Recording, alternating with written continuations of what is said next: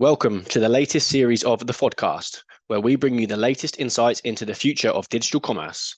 In Season 6, we continue to interview some of the most respected professionals in the industry as we broaden the topics to cover what it takes to build a business within e-commerce, navigating through business change, as well as the future of technology within digital commerce. As we continue our journey to have one of the best podcasts within commerce, we ask you to like and share within your network if you enjoy our content. Hello, and welcome back to the second episode in Season 6 of the FOD. Today, I'm pleased to finally welcome Stuart Barker to the show. I feel like this one's been a long time coming, hasn't it, Stu? Oh, absolutely. Yeah. It's good to have you here. Stuart and I first crossed paths in 2011. At the time, he was leading the architecture team at Kingfisher on their digital and multi-channel transformation. He's since gone on to hold a variety of leadership positions within retail and consulting, which is where he finds himself now, having recently joined Slalom as Senior Director of their Technology Enablement team. Today, we're going to be talking about successfully guiding a business for a digital transformation. But before we jump in, Stu, do you want to share a little bit more about your background?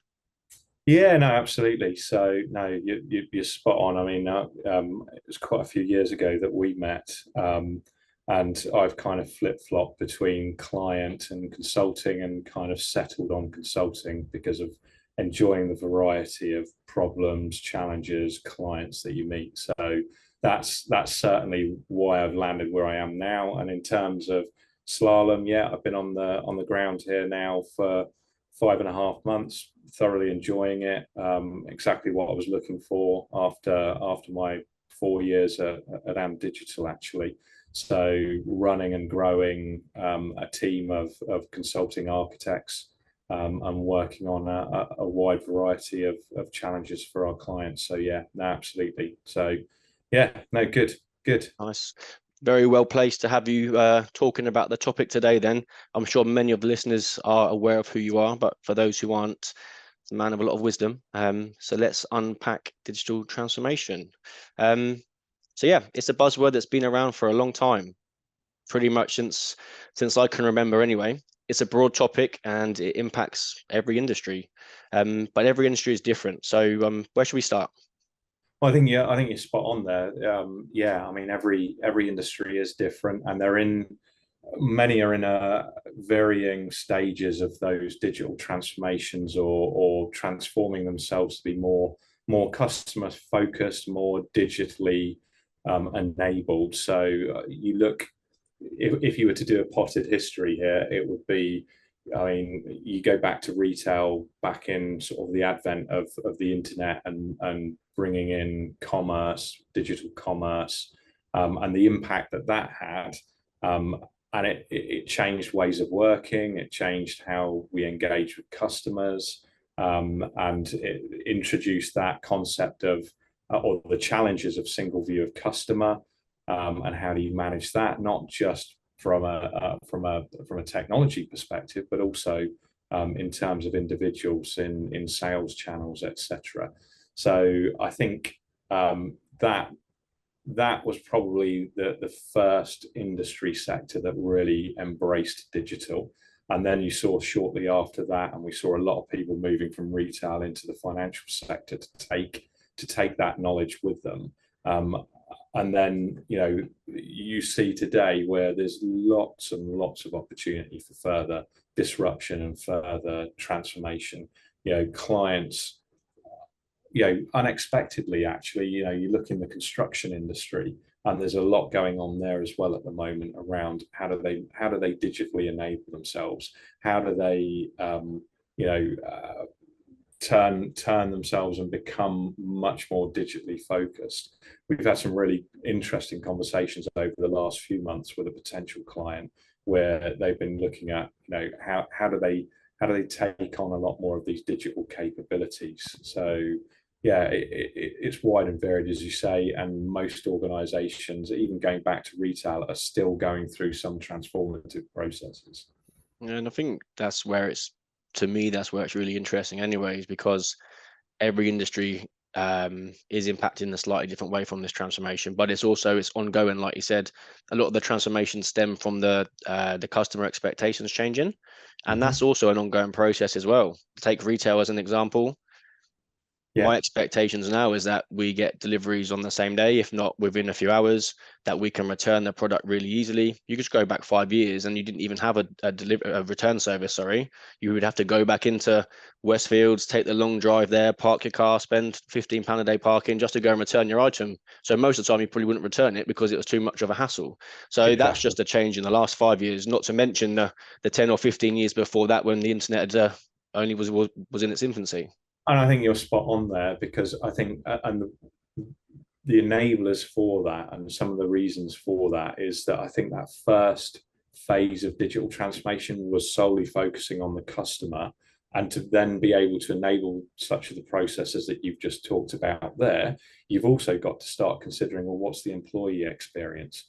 Because the reason that you probably wouldn't have wanted to take that back to a retail store is because you know that when you get there, they're going to go, hey, you know what? I've no idea what I'm doing with this. You bought that online. You're going to have to return it online.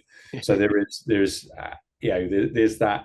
Actually, now we need to think not just about the customer in terms of a multi-channel environment, but we also need to think about our employees in a multi-channel environment. Yeah, and you're starting to see that level of maturity of thought. Yeah, and therefore what you need to do from digital enablement and transformation perspective. Yeah, I think the internal employee one is one that, whilst I'm sure is spoken a lot in the industry, I think outside of the industry, it's probably something that people don't appreciate very much. And as companies go through these transformations, the amount of change that is undertaken at every level within a business is huge. But yeah, I mean, and I think the classic for me, and this is going back quite a number of years when I was working client side, a very well-known retailer who was partnering with a very well-known e-commerce platform vendor. I say vendor, e-commerce operation as well. They deployed a customer ordering solution into store. And what they hadn't taken into account was the demographic or the age demographic of the typical operators within the stores. And I happened to be in there and doing my helping hands piece, as we used to back in the day, and looked at what they were doing around this customer ordering system. And it was difficult to navigate. The typeface on it was really, really small. And I'm thinking, gosh, this 55, 60-year-old is going to really struggle with this. And sure enough, what they were doing was they were taking down the customer's details on a post-it, which was really secure, Yep.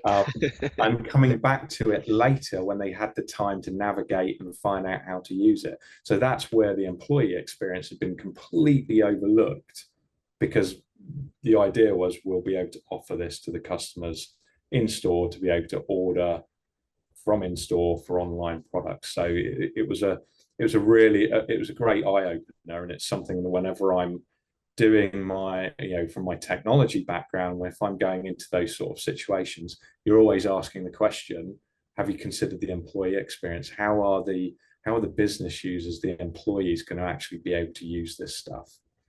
Yeah, this is going back a few years as well, but I remember when I was back in retail sales, and obviously being in sales, you were heavily targeted on the performance of your store. And if a customer bought back an item that was sold in a different store, it would still come off your sales for the day because it was returned in yours. Yeah. And I mean, this didn't happen, but you almost wanted to say, sorry, you have to take it back to the store that you bought it from. Because it's like, hang on a minute, we're being penalized in the short time, in the short term, for something for no apparent reason other than the fact that they didn't want their product. So again, that was at the time, I think that was a growing issue. And I mean, I wasn't there for too long, but I'm sure they sorted it out. But but yeah, I this is think something that wasn't considered, I don't think. absolutely. Yeah, no, absolutely. I mean, I mean, I was part of the launch team for DIY.com and B&Q back in the day, and yeah, without a doubt, getting the store managers to promote that as a channel was a real challenge. And the way that they addressed it was there was a level of sales attribution that then was pushed from the online channel to the store based upon the individual's delivery postcode. Yeah, so Okay.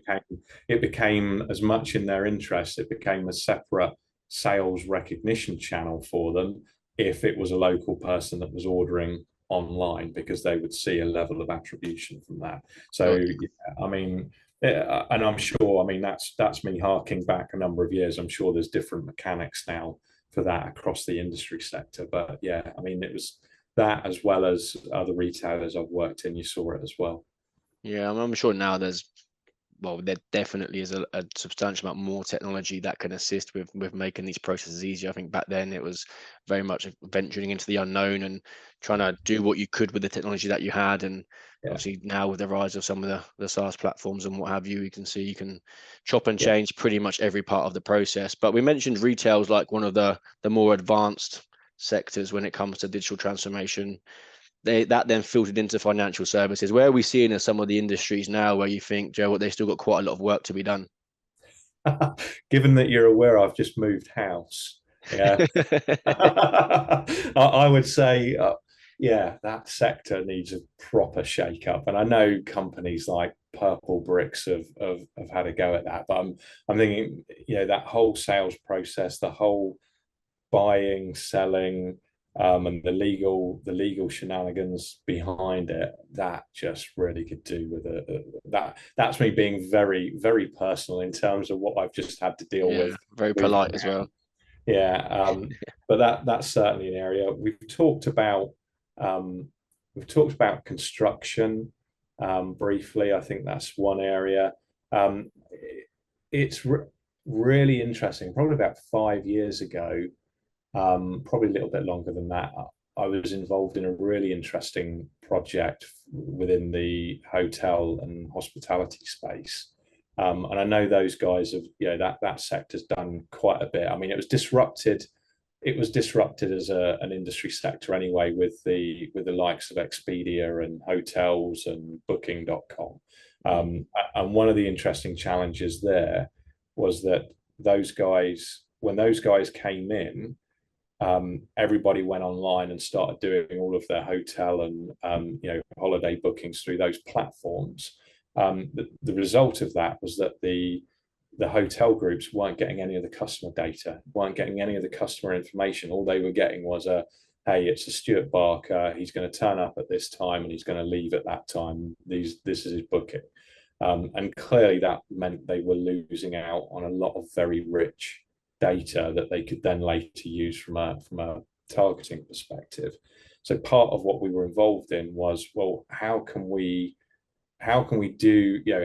build out a platform that will help you acquire that data throughout the individual stay with you, and also incentivize them to provide that data to you as well. So that was a really interesting piece of work. And it was all about hyper personalization. The fact that James, when he turns up, always books this particular table at this restaurant within the hotel, and if they know that you're inbound, they're going to make sure that table is available to you. Or the fact that you like your Tanqueray gin, they make sure that your mini bar is well stocked with it. That, so being able to accrue all of that sort of data around your food and beverage purchases, the number of times you go to the spa, or the number of restaurant bookings, all of that was really important to them. So hoovering all of that up and then being able to personalize the experience, pre-stay, in-stay, post-stay, all of that was really good. But I don't necessarily think that's particularly widespread. So that's another sector that could still do with a level of maturing. Yeah, without going into too much detail, are you able to divulge a little bit about kind of what you did and how you went about that? Yeah, I mean, so yeah, we engaged. I mean, interestingly, and I've caught up with our key part, our key client stakeholder at the time.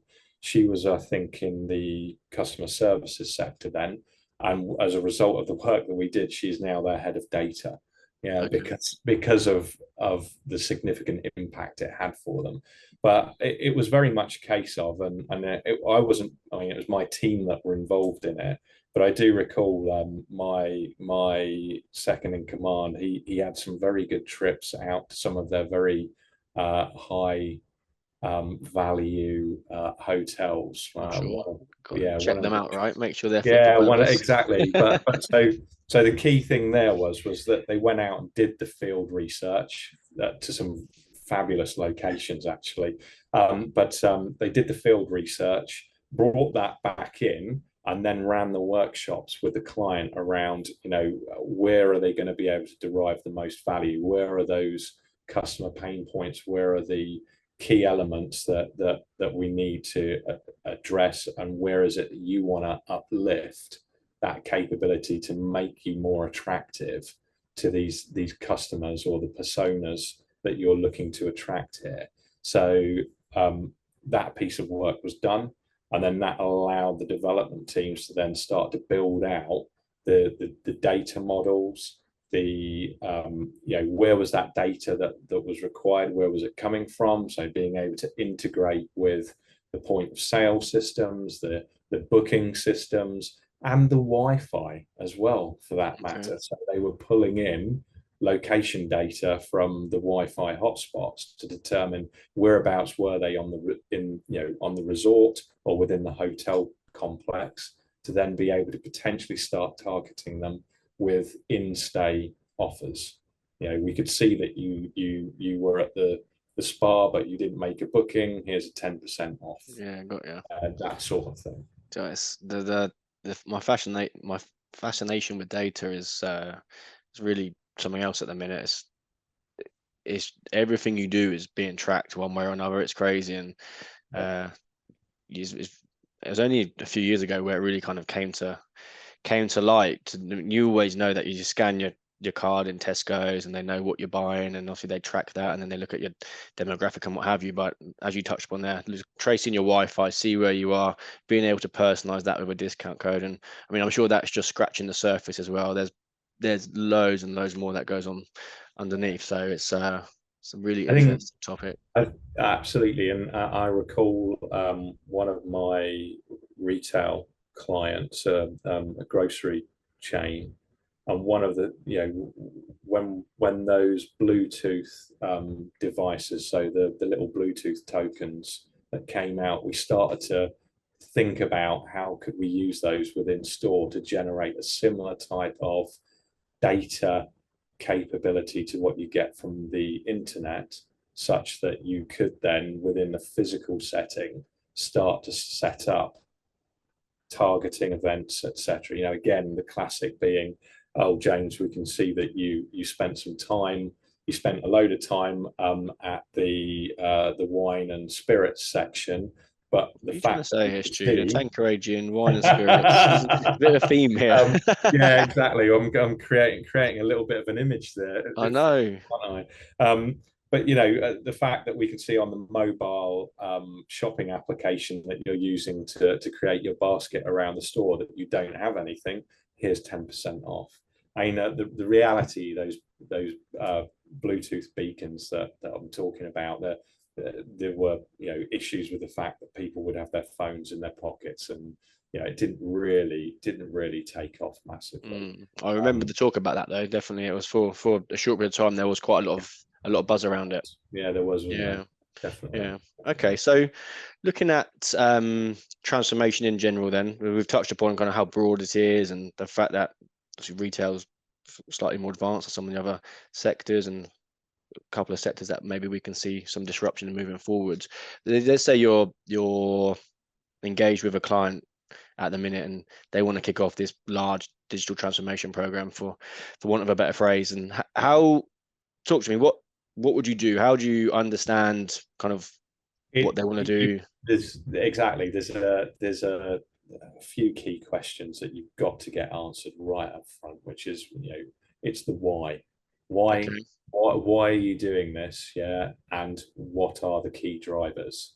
Yeah, because it's understanding those things and getting those things nailed up front that's then going to generate that success further down the line. Because I mean, I've been involved in, greenfield transformation programs where you get the chance to do that. There's also 9 times out of 10, you're stepping into an environment where there's a whole load of in-flight projects. Yeah. And the leadership are going, right, we want digital transformation, or we want digital evolution or revolution or whatever it happens to be. And you've still got to nail the why and the drivers, because if you've got a load of in-flight stuff, and again, just thinking back, it's the same example I gave this particular grocer. The first thing we did was establish the why and what were the drivers, because what that allowed us then to do was then go through the project and program portfolio and cull everything that was in flight that didn't align to that. Yeah, so that was the first step, was just trimming all of that down, getting it to the point where we knew what was already in flight was actually contributing to that transformational vision. And then, no doubt that was probably quite a few of the pieces of work ongoing as well, right? From some of the stories I've heard. Exactly. And the other thing there is you're going to 9 times out of 10 likely find pet projects that need killing. Yeah. And to have that why and have the executive sign off on that gives you then the mandate to take those projects offline. Yeah. To then also be able to start looking at the, where are you contributing to that vision? And what value does that bring? Nice. And the other thing then, I mean, once you've got all of that lined up, it's also, it's a relatively new concept, and it's starting to gain a lot more traction, as the concept of service blueprints. What's the customer journey? Where are those pain points or perceived pain points? Yeah, and not just the customer, what's the employee? And if you're looking to build out an ecosystem of because, and we'll probably touch upon this later, where you might be selling your platform or extending it with third parties, it's the developer experience as well. Yeah, so mapping out those service blueprints and then understanding where where technology enables or possibly even obstructs those pain points, then it's what needs to change there. Yeah, what is it that needs to be done for that digital technology to then uplift or improve those particular journeys or missions? And I mean, the other thing as well, these pain points, you'll always hear from your client stakeholders or individuals within the organization of particular pain points. Where it's a customer pain point, the key there is, we'll run customer forums, focus groups, make sure that that's not a perceived but a real pain point. Yeah, because there's the last thing you want to be doing is spending hard-earned money, hard-earned budget on fixing a pain point that turns out that it was only a perceived pain point, and you don't have genuine data to back that up in terms of, yes, it is a pain point. So they're key things to sort out. Yeah, I bet that's something that happens a lot as well. Sorry to jump in. No, you're absolutely right. You're absolutely right, and that's where I think nowadays it is key to think about not just it's the experiential piece and running those focus groups, but it's also when you start to think about it from an employee perspective, it's the change management elements of it as well. Okay. So let's go back to the just the why really quickly, because I feel like you probably had a lot of those conversations over the years, trying to understand the why either of the business that you're in or the client that you're working with. Yeah. Have you got one story, maybe something that you can share, maybe a really painful process without name dropping any company? I'm just thinking through. Nothing I can probably share without without permission.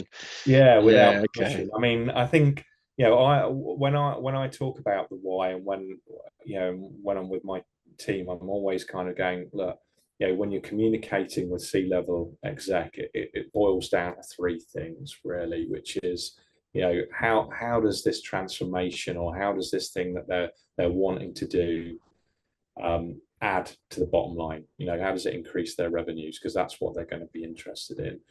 How does it address or mitigate any potential risks? And how does it remove costs from their organization? And it's typically, how does it add to my bottom line? How does it remove costs? How does it mitigate any potential risks or issues that we might be facing? And if you can articulate them in one, or ideally more, of those three strategic levers, then you're good, you're golden. And that's the same if you're engaging with a C-level. If they can't, you need them to articulate it in one of those three, or more than those three strategic levers as well. Yeah. Okay. All right. So we got the why. Yeah. After the why, we have to look to start to prepare for a successful transformation. So what comes next? Well, as I said, that you need to start thinking about that service blueprint. You've got to understand, what elements of that journey and mission are where are the gaps, where are the pain points, what are potentially the new things that you want to be adding into those journeys or those services, and then from there, it's as I say, assessing the technology landscape that underpins that and enables it. Where are the gaps? Where are the things that can be removed from the organization? Where are the things that need uplifting? Then from there, you start to move into your technology blueprinting, and what is it that needs to be done? From that point on, you then spin up, okay, what are the programs of work? What are the work streams? Where are these changes needing to take place? And all the way, as I said, alongside that, you've got to consider the change management. I mean, I know that you guys have talked about it ad infinitum on this podcast. It is around the likes of Mac and Composable. I remember I was lucky enough to go to the Commerce Tools Partner Conference a couple of years ago when it was out in Croatia, and one of my takeaways from listening to all of the other partners was the technology piece. Yeah, we can do that. That's great. But then again, it's the impact upon the business users that are now moving from their monolithic go to one place for their application to now, or for their particular process, to now have to go out and maybe go to multiple different tools, or multiple different, or work with it in a very different way to what they've been used to. So there was that business change element, and that's critical to the success. The thing is, even before digital transformation was coined, any major IT change, whether it was putting an ERP in, or one of these massive ERPs, or whether it was putting in a monolithic e-commerce platform, there is business change element to it, and that needs to absolutely be considered and take those business users along on that journey. It's going to sound really silly, but being sat at this side of the phone or the screen for so long, I feel like that business change element is often like overlooked so much. It's crazy. Completely. I mean, again, when we come on to talking about some of the stuff that's next, I remember recently working with a well-known wine and spirits organization, retailer, and they'd implemented a large ERP program. But when I landed, they were seeing a whole load of tickets raised with their service desk, and I was like, well, this is about out of kilter. Why have you got so many service desk folk and not much going on in the design and build process over here? What's going on? And then we got into the detail of it, and it was essentially the business users raising tickets for the service desk team to do stuff in the ERP that they should have been doing. Okay. And you're kind of going, right, I see what's happened here. Mm, The whole change management process hasn't, whilst it was there as part of the program, as I understand it, it clearly hadn't landed effectively mm. with the team. So, And but it's that ongoing communication process as well, isn't it? Because absolutely. And there are ways, there are ways and means to do this. We've recently been talking about change for a large pharmaceutical organization, and them adopting new technology for their labs. And one of the things we've said is we've built in quite a large change management element of it, because you've got to consider that. It's got to be part of it, and that's not just for the lab users. That's also for the development teams, and how we're going to move them away from the way they work today to a new, more agile approach. And therefore, how does that impact them day to day? So, it's you've got to recognize where the change is occurring, not just for the customer, but for the business user, and for any development or support teams that are going to have to support these new technologies and platforms. All of those things are change. Yeah. And all of those people are going to go through the classic change curve. Yeah. And therefore you need to have the team set up to support them and accommodate them as they go through that process. Yeah, well, look, I'd just quickly jump in and say I think all of the 16 guests that we spoke to as part of the Composable Architecture podcasts mentioned business change at one point or another as being something that's fundamental to a successful transformation, either because it was done well or not done so well. But okay, whose responsibility is it then? Is it the third parties that making the change, or is it the internal stakeholders to ensure that change is then pushed through the business? It's joint. It's joint. It's always, all of these things should be approached jointly. You as the third party organization coming in to implement the change need to be aware of and be able to coach the client on how will things change, and then you're going to work with them in terms of building those communities, building the advocates or the advocacy within the organization to adopt that change and to grab it with both hands and start working with it. So it's very much a joint thing. As a third party, as a consultancy, or as an SI or whatever, there's always a dependency there on your clients and your client stakeholders to make sure that they're doing as much on their side to ensure success of this project, program, transformation, as it is you as the third party implementing it. Okay. So in order to give the transformation the best chance of success, both sides need to be hot on that change management piece. How would you then continue to promote that throughout the business? Because it's very easy at the start of the transformation to make people aware that their processes are going to change and their roles may change and technology is going to change. But this transformation program could be 5 years long. So how are you going to ensure that message continues to get repeated after 6 months, after 18 months, after 3 years? That's where you build those communities and advocacy on the client side. Yeah, and build in. I mean, I've heard stories of gamification around this to kind of drive adoption. There's that as an element, but it's building those communities, it's building those advocates, making sure that that's a lively and engaged team, yeah, and a lively and engaged community. And then from there, it's very much a case of probably establishing checkpoints over the course of that transformation program, having those change specialists come back in and basically do a health check as you're going through. Yeah, I like that health check. I like that phrase. Yeah, nice. Okay.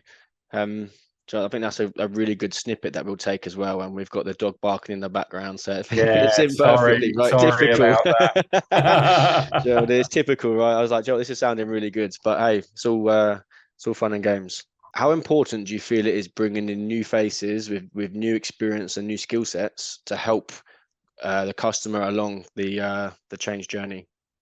Do you know what? That's a great question.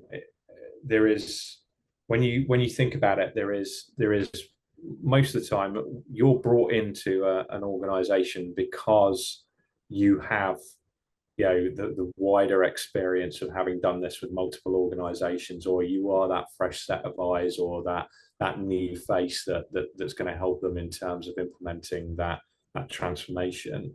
But equally, and again, I've done this multiple times with various clients, where with the client, part of our job, as well as those third parties, is to assess and understand whether they've got the skills, whether they need to upskill, you know. And I hate to say it, I mean, everybody hates management consultants when they're in a client organization, because we turn up and the first thing they're thinking is, oh God, that's our job on the line. Yeah.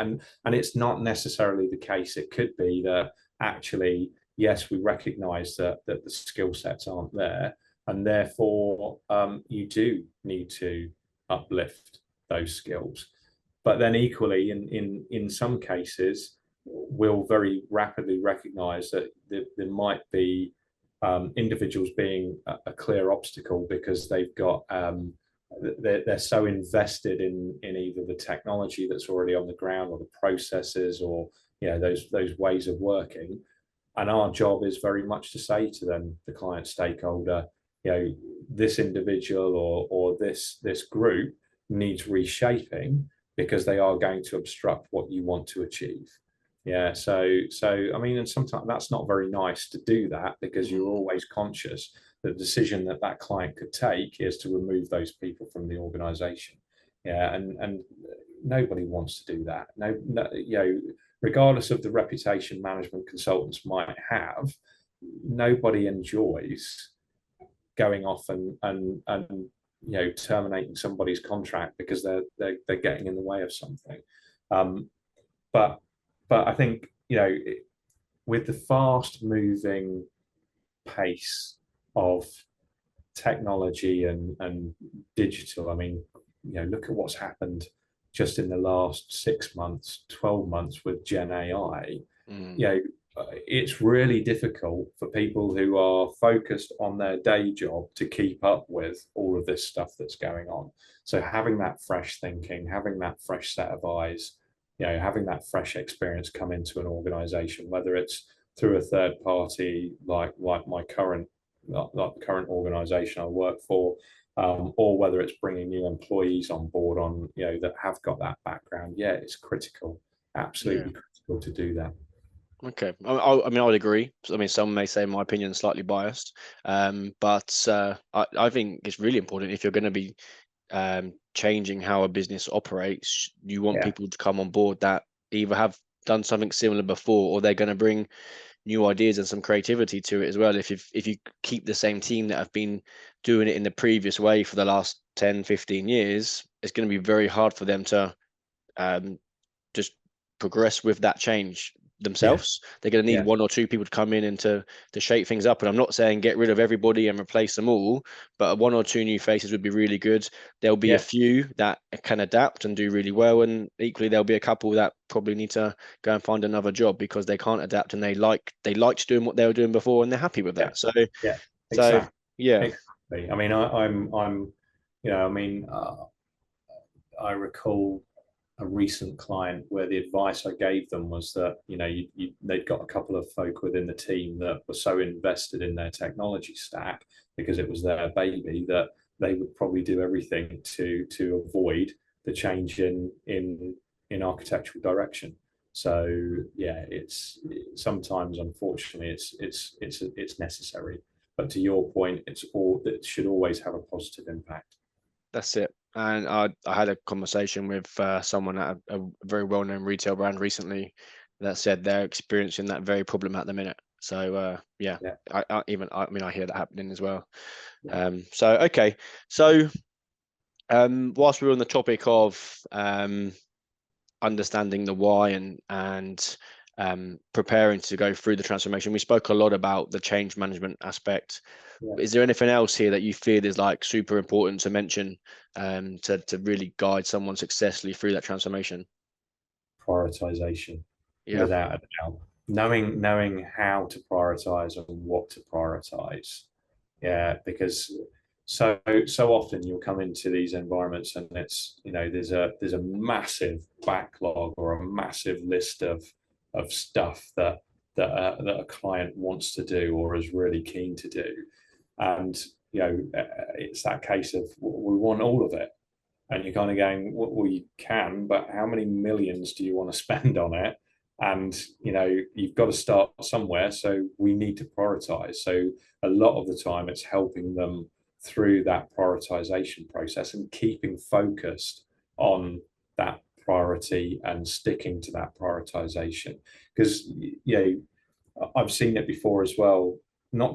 It's not just on large transformations, but also even small projects where you're off delivering a feature, for a particular project, and suddenly the key stakeholders seeing the next new shiny thing and going, no, I want to do this, and you're like, let's finish this first and see what benefits it delivers. And it's keeping them focused, making sure that prioritization is correct. And as I said earlier, your approach to prioritization should absolutely feed back up to what those key drivers were in the first place. How is this going to deliver value, and how much value, and how does that value line up to those initial drivers for why we're doing this in the first place? Yeah, because otherwise it shouldn't be on the backlog in the first place either. Yeah, so there's a whole lot of, it always comes back to the why. Okay. How often have you seen it happen where you're in the middle of a big piece of work, well, any piece of work, and it's been like, hang on, let's do this because these guys are doing that? Or have you heard about AI, for example, and we should be doing this? Yeah. How often? Every day. Yeah, it happens. It happens all the time. And I've found, certainly more recent years, the more senior I've got, and therefore the more senior stakeholders you're working with, there are times when it can change day by day, and you have to kind of have that conversation with them where, well, we said this yesterday or last week. This is we need to. This was the value we said it was going to deliver. Yeah, I know. But look, let's put that onto the backlog as the next priority item, and spend a bit of time impact assessing it, or genuinely looking at whether there's a business case for it before we jump on it. And there's a lot of those conversations that happen on a daily basis anyway. Yeah, I can't imagine the amount of money that gets wasted on a daily basis for companies just starting something, not seeing it to fruition, starting something else, doing the same, and it's just an ongoing process. So, okay, all right, really, really good point then on prioritization, and as you said, always reverting back to that why they started the journey in the first place, and what they want to get out of the end goal. So look, these things are never plain sailing. Let's talk through some of the challenges that you faced. Maybe are there any challenges outside of the one we've just discussed, I guess, about having to deal with new ideas popping up every single day? But are there any like reoccurring ones that you feel can be avoided?